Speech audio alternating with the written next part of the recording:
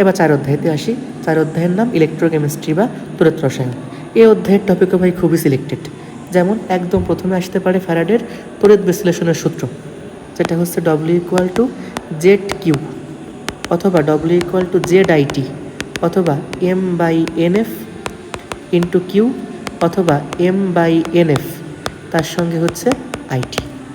এটা অ্যাপ্লাই করলেই মোটামুটি তুমি এখান থেকে পেরে যাচ্ছ। এবার তড়িৎ প্রবাহের পর দ্রবণের ঘনমাত্রা নির্ণয়, এটা বের করতে বলতে পারে। মানে কোশ্চেন থাকবে হচ্ছে এইভাবে, যে একটা পাত্র আছে, এই পাত্রে 0.5 মোলার বা যে কোনো একটা ঘনমাত্রার 250 ml বা যে কোনো আয়তনের দ্রবণ রাখা আছে।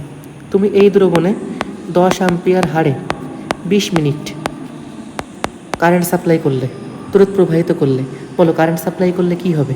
এই দ্রবণ থেকে ধাতু ইলেকট্রোডে জমা হবে। যখন ধাতু ইলেকট্রোডে জমা হবে তখন দ্রবণের ঘনমাত্রা কিন্তু কমে যাবে। দ্রবণের ঘনমাত্রা কমে কত হবে এটা এখান থেকে বের করবে। এরপরে আসতে হচ্ছে কোষ বিভব নির্ণয়, অর্থাৎ একটা গ্যালভানিক কোষ বা যে কোনো একটা কোষ দিয়ে তার কোষ ভোল্টেজ বের করতে বলতে পারে। এবং আমরা জানি কোষ ভোল্টেজ এটা প্রমাণ কোষ ভোল্টেজও হতে পারে, অপ্রমাণ কোষ ভোল্টেজও হতে পারে। যদি প্রমাণ কোষ ভোল্টেজ বলা যায় E0 সেল।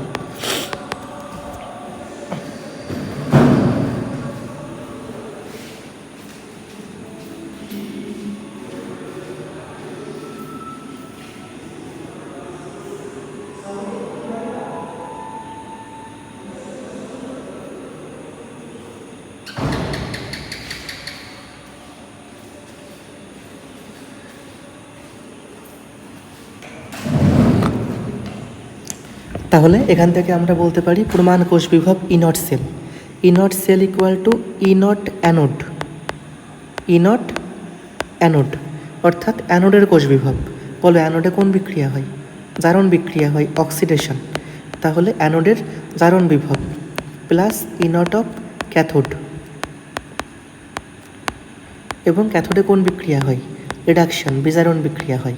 অর্থাৎ অ্যানোডে জারণ বিভব প্লাস ক্যাথোডের বিজারণ বিভব, এই দুইটা যোগ করলে পাওয়া যাবে হচ্ছে প্রমাণ কোষ বিভব।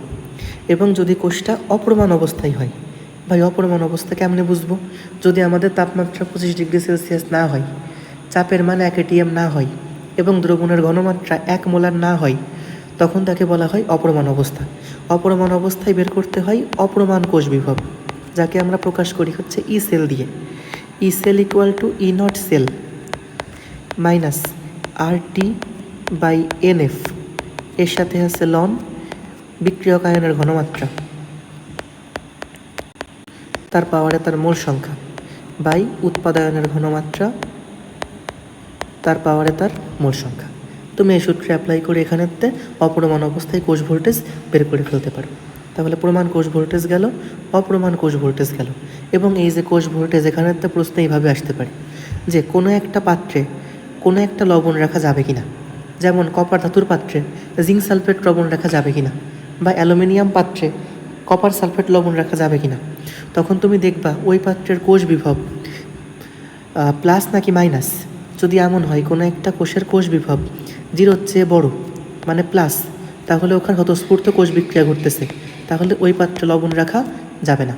আবার যদি এমন হয় কোনো একটা পাত্রের কোষ বিভব মাইনাস, তখন ওখানে স্বতঃস্ফূর্ত কোষ বিক্রিয়া ঘটতেছে না, তখন তুমি ওই পাত্রে লবণ রাখতে পারবা।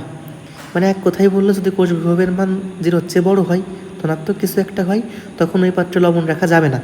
আর যদি এমন হয় যে পাত্রে কোষ বিভবের মান 0-র চেয়ে ছোটো, ঋণাত্মক, তখন ওই পাত্রে লবণ রাখা যাবে। এবং এই সেম প্রশ্ন, কোনো একটা পাত্রে স্বতঃস্ফূর্ত কোষ বিক্রিয়া হবে কিনা। ওই 0-র চেয়ে বড় হলে স্বতঃস্ফূর্ত কোষ বিক্রিয়া হবে, আর কোষ ভোল্টেজের মান 0-র চেয়ে ছোটো হলে স্বতঃস্ফূর্ত কোষ বিক্রিয়া হবে না। আর ঘ নাম্বারের জন্য একটা ব্যাখ্যামূলক প্রশ্ন আসতে পারে, তড়িৎ বিশ্লেষ্য কোষ এবং গ্যালভানিক কোষের মধ্যে পার্থক্য। তড়িৎ বিশ্লেষ্য কোষ এবং গ্যালভানিক কোষের মধ্যে পার্থক্য, এটা একটু এখান থেকে দেখে নিবা। এটা কিন্তু ইম্পর্ট্যান্ট, গুরুত্বপূর্ণ আছে। তাহলে মোটামুটি এইগুলো বললেই আমাদের 4 অধ্যায় শেষ। আমি একবারে বলি, ফ্যারাডের তড়িৎ বিশ্লেষণ সূত্র, তড়িৎ প্রবাহের পর ঘনমাত্রা কত, কোষ বিভব বের করা, প্রমাণ অপ্রমাণ, পাত্রে লবণ রাখা যাবে কিনা, স্বতঃস্ফূর্ত কোষ বিক্রিয়া হবে কিনা, এই টাইপের ম্যাথ দেখলেই হচ্ছে। আর থিওরির জন্য পড়বা তড়িৎ বিশ্লেষ্য কোষ এবং গ্যালভানিক কোষের মতো পার্থক্য। ওকে, 4 অধ্যায় শেষ।